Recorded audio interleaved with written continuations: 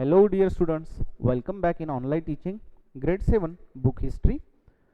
Dear students, as you all know, in previous video we have started chapter number 5 and taken some information about शाहजहां's reign. यानी कि बच्चों आप लोगों को मालूम है कि पिछले वीडियो में हमने जो शाहजहां का कार्य शासन था या फिर शासनकाल था उसके बारे में जानकारी ली है कि किस प्रकार से कंस्ट्रक्शंस वर्क उनके द्वारा किए गए, कंस्ट्रक्शन वर्क में नई नई आइडियोलॉजीज किस तरह से आती जाती थी या फिर नए आइडियोलॉजी से कंस्ट्रक्शन किस तरह से किया जाने लगा था शाहजहां के टाइम पे या फिर शासनकाल में, उसके बारे में हमने पिछले वीडियो में जानकारी ली है। आज हम देखेंगे रीजन एंड एम्पायर।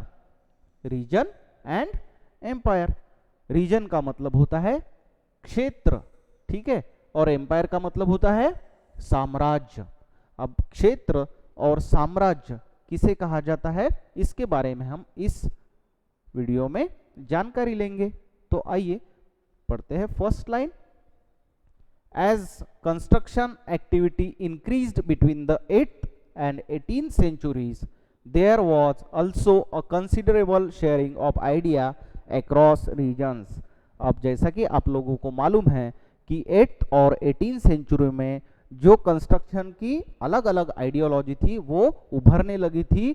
जो भी कुछ शासन करता थे, सम्राट थे, वो अपने अपने तरीके से क्या करते थे, कंस्ट्रक्शन वर्क में नई नई तकनीकों का इस्तेमाल कर रहे थे, नई नई आइडियोलॉजी से कंस्ट्रक्शन का वर्क तैयार किए जाने लगा। जैसे कि आप लोगों को मालूम है शाहजहां जो सम्राट थे उन्होंने अपने कार्यकाल में एक बहुत ही खूबसूरत प्लेस बनाया, बहुत ही खूबसूरत मॉन्यूमेंट बनाया जिसका नाम है ताजमहल। तो आज भी ताजमहल एक सरप्राइज के तौर पर देखा जाता है। वहां पर जाने के बाद हम उसका अगर स्टडी करने लगे तो हम उसका स्टडी करने के लिए हमें टाइम नहीं मिलेगा, समय नहीं मिलेगा। इतनी खूबियां उस प्लेस में, उस जो मॉन्यूमेंट में है, हम वहां पर देख सकते हैं। तो इस तरह की जो नई नई आइडियोलॉजीज है वो इन दिनों में पाई जाने लगी। कब? 8th और 18th सेंचुरी, 8वीं और जो 18th सेंचुरीज है तब, ठीक है। The tradition of one region were adopted by another.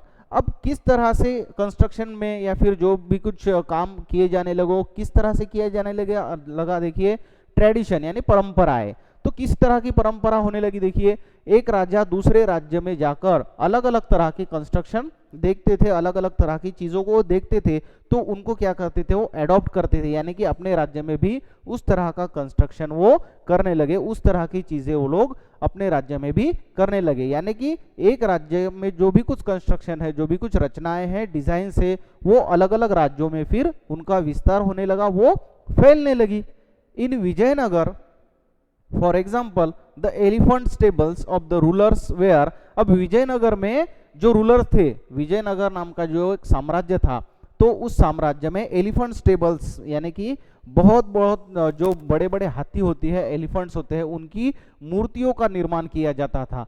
तो देखिए क्या हुआ, of the rulers were strongly influenced by the style of architecture found in the adjoining sultanates of Bijapur and Golconda. अभी जो विजयनगर में अपने जो भी कुछ फोर्ट्स होते थे, रेसिडेंस होते थे, बड़े बड़े महल होते थे, वहां पर क्या किया जाने लगा, एलिफेंट स्टेबल्स यानी कि जो बड़े बड़े हाथी होते हैं उनकी मूर्तियों का निर्माण किया जाने लगा। कहां पर? विजयनगर में।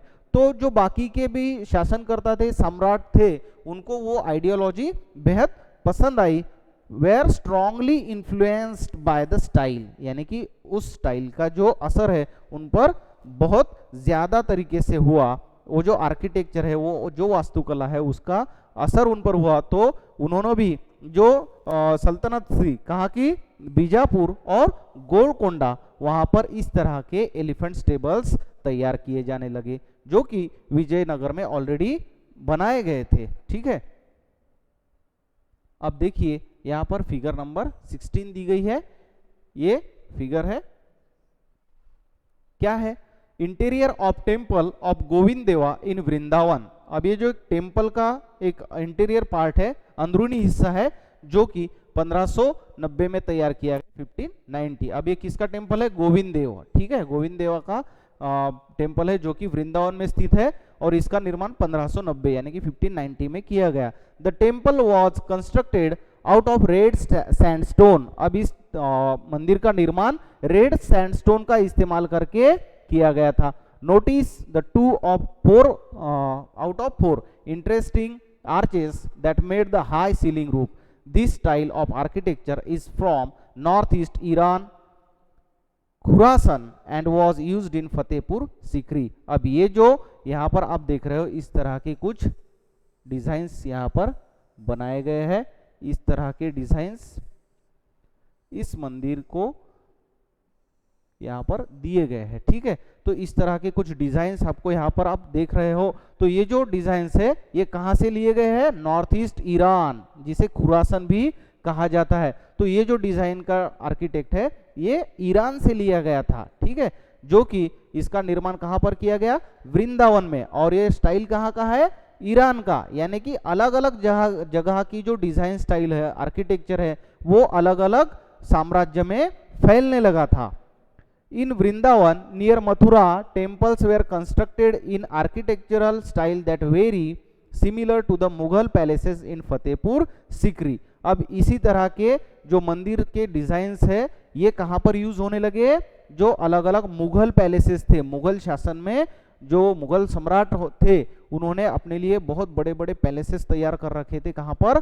फतेहपुर सीकरी में। तो इस फतेहपुर सीकरी में जितने भी पैलेसेस थे, राज दरबार थे, महल थे, वहां पर इस तरह की डिजाइन्स अपनाई गई थी। इस तरह की डिजाइन्स का इस्तेमाल वहां पर किया जाने लगा और इन डिजाइन की मदद से उन पैलेसेस को सजाया गया। The creation of large empires that brought different regions under their rule helped in this cross fertilization of artistic forms and architectural styles. देखिए क्या हुआ कि इस तरह का निर्माण, इस तरह का creation, large empires that brought different regions under their rule help in this cross fertilization. यानी कि अलग अलग जो शासनकाल थे, अलग अलग जो शासक थे, उन्होंने जिस तरह की जो डिजाइन्स या फिर जिस तरह के डिजाइन्स तैयार किए थे उनका फर्टिलाइजेशन होने लगा, वो इस साम्राज्य से दूसरे साम्राज्य में फैलने लगी। और इस तरह से एक आर्किटेक्चरल स्टाइल्स यानी कि वास्तुकला का एक उदाहरण या फिर वास्तुकला फैलने लगी, वास्तुकला वहां पर निर्माण होने लगी। Mughal rulers were particularly skilled in adapting regional architectural styles in the construction of their own buildings. अब जो मुगल थे वो मुगल किस बात में माहिर थे कि एक दूसरे साम्राज्य में किस तरह की डिजाइन से पैलेसेस बनवाए गए हैं, किस तरह के मॉस्क बनवाए गए हैं, या फिर दूसरे भी कुछ ऐसे प्लेसेस होते हैं जिनका कंस्ट्रक्शन किया गया है। तो उसमें वो क्या करते थे? अलग अलग डिजाइन्स देखते थे और उन डिजाइन्स को देखकर अपने खुद के साम्राज्य में भी उस तरह के डिजाइन्स का इस्तेमाल करके अलग अलग बिल्डिंग्स तैयार करवाते थे। इन बंगाल फॉर एग्जाम्पल, अब बंगाल में देखिए मुगलों ने बंगाल में जो कुछ भी कंस्ट्रक्शंस थे वो कैसे अपने शासनकाल में लाए। For example the local rulers had developed a roof that was designed to resemble a thatched hut।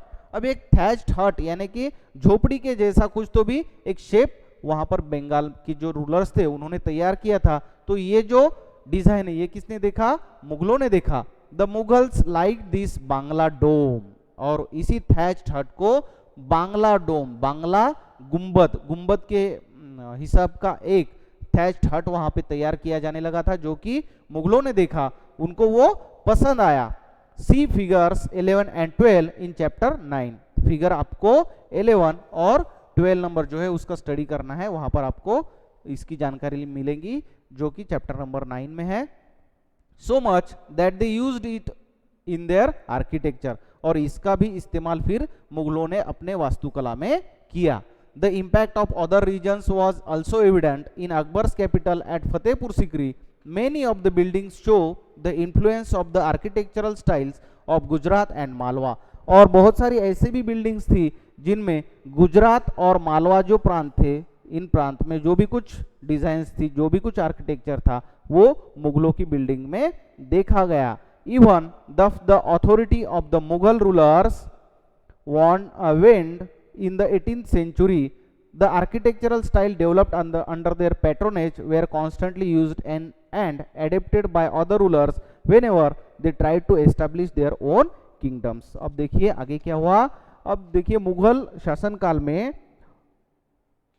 जो भी कुछ authority of the Mughal ruler went, अब कुछ ऐसे रूलर्स थे, कुछ ऐसे सम्राट थे जिनकी अथॉरिटीज, जिनके कानून कायदे थोड़े से कम हो गए थे. वेन होना यानी कम हो गया था.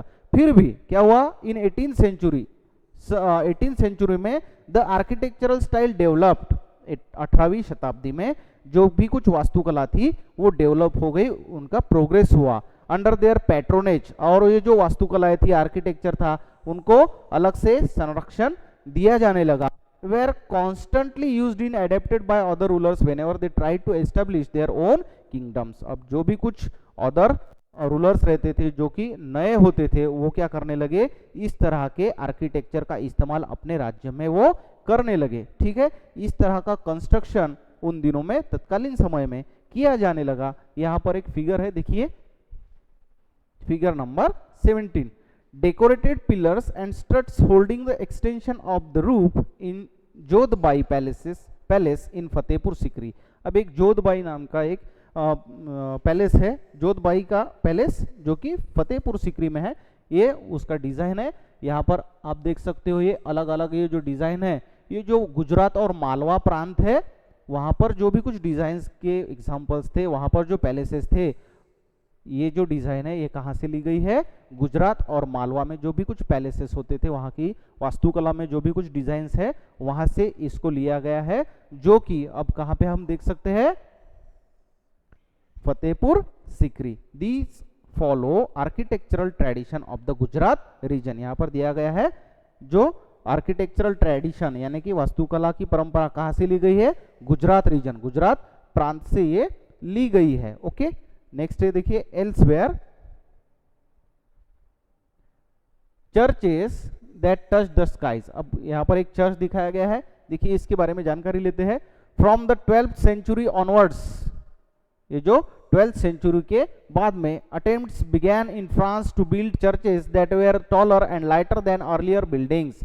अब वहां पर किसका निर्माण किया जाने लगा, चर्च होते हैं ना, उनका निर्माण किया जाने लगा. This architectural style known as Gothic. अब ये जो हल्के तरह के एक स्ट्रक्चर वहां पर तैयार किए जाने लगे, जिनको गोथिक स्टाइल कहा जाता है. was distinguished by high pointed arches, the use of stained glass often painted with scenes drawn from the Bible and flying buttresses. अब देखिए इस तरह के कुछ टावर्स का निर्माण करके तैयार करके यहाँ पर ग्लास वर्क किया जाता था, कांच बिठाए जाते थे, और ये अलग अलग डिजाइन्स के क्या रहते थे, कांच रहते थे. और ये जो आप दो देख रहे हैं ये क्या है, टावर्स यहाँ पर आप देख सकते हो. इस तरह के टावर का निर्माण भी उन दिनों में किया जाने लगा. Tall spires and bell towers which were visible from a distance were added to the church. इसे हम क्या कह सकते हैं, tall spires and bell towers भी हम इसे कह सकते हैं, जो कि बहुत दूरी से भी उन्हें देखा जा सकता था. One of the best known examples of this architectural style is church of Notre Dame in Paris. अब ये जो चर्च होते, इनका एक बेस्ट एग्जांपल हम कहाँ पर देख सकते हैं आज, नोटर डेम जो प्लेस है, जो कि हम पेरिस में इसे आज देख सकते हैं. तो इतिहासकालीन हिस्टोरिकल एक चर्च अगर आपको देखना है तो पेरिस में आप उसे देख सकते हो. Which was constructed through several decades in the 12th and 13th century, जो कि 12वीं शताब्दी जो थी, 12वीं और 13वीं शताब्दी में नोटर डेम जो चर्च है उसका निर्माण किया गया. इस तरह के कुछ बेल टावर्स का निर्माण उसमें किया जाने लगा था, और जो भी कुछ वास्तुकलाएं थी, जो भी कुछ डिजाइन्स थे, उन डिजाइन को लेकर ये जो प्लेसेस थे इनको एक हिस्टोरिक प्लेसेस बनाया जाता था, तैयार किया जाता था. और इन्हीं दिनों में जो डिजाइन वर्क था, कंस्ट्रक्शन वर्क था, इसका डेवलपमेंट शुरू हुआ था. As this way students we have seen this information. I hope आप लोगों को जो भी कुछ इंफॉर्मेशन हमने ली है वो समझ में आई होगी. यहाँ पर अपना जो चैप्टर नंबर 5 है वो एंड होता है. इसके जो क्वेश्चन आंसर है वो हम अगले वीडियो में देखेंगे. Thank you very much.